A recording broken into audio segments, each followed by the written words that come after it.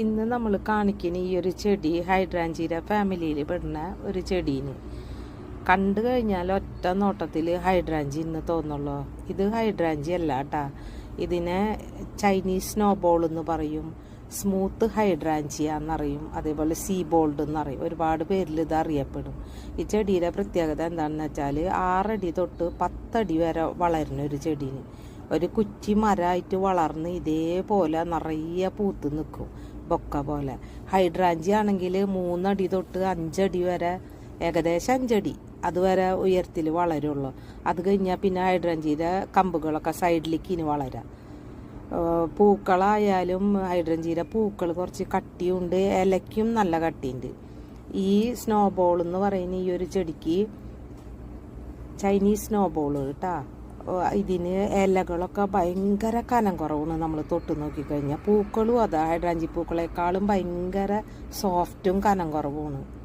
ഒരുപാട് ഈർപ്പം ഇഷ്ടപ്പെടുന്ന ചെടീന് നല്ല സൂര്യപ്രകാശമുള്ളിടത്ത് ഇതുപോലെ നട്ടുകൊടുത്ത് കഴിഞ്ഞാൽ നിറയെ പൂക്കളുണ്ടാവും. ഇത് ഈ വീഡിയോയിൽ കാണുന്ന പോലെ നിറയെ ബൊക്ക പോലെ പൂത്ത് നിൽക്കുന്ന ഒരു ചെടീന് ഈ ചൈനീസ് സ്നോബോൾ. അതുകൊണ്ട് തന്നെ നമ്മൾക്ക് ഇതിന് ഒരുപാട് വെള്ളം 2 നേരം നനയ്ക്കേണ്ടതുണ്ട്. ചെറിയൊരു വെയിൽ വന്നു കഴിയുമ്പോൾ പെട്ടെന്ന് ഇത് വാടി തളർന്നു പോയി ഒരു ചെടി. പിന്നെ ഓർഗാനിക് വളങ്ങൾ ഇഷ്ടപ്പെടുന്ന ഒരു ചെടിയും കൂടിയാണ് കേട്ടോ ഇത്. സീ ബോൾഡ്, സ്മൂത്ത് ഹൈഡ്രാഞ്ചിയ എന്നുണ്ട് പേര്. ഇത് നമ്മൾ ഒരു ലക്കി പ്ലാന്റ് ആയിട്ടും കൂടി പറയുന്നുണ്ട്. നടുമ്പോൾ കിഴക്ക് വശത്തായി നട്ട് കൊടുത്തു കഴിഞ്ഞാൽ ഭാഗ്യവും ഐശ്വര്യമൊക്കെ ഉണ്ടാവും എന്നാണ് പറയുന്നത്. ഈ ഒരു ചെടി നടുമ്പോൾ നമ്മൾ കിഴക്ക് വശത്ത് നോക്കി നട്ട് കൊടുക്കുക. അതേപോലെ നല്ല സൂര്യപ്രകാശമുള്ളിടത്ത് നടാൻ ശ്രമിക്കണം. അപ്പോൾ ഇതേപോലെ പൂക്കൾ നമുക്ക് കാണാൻ പറ്റും.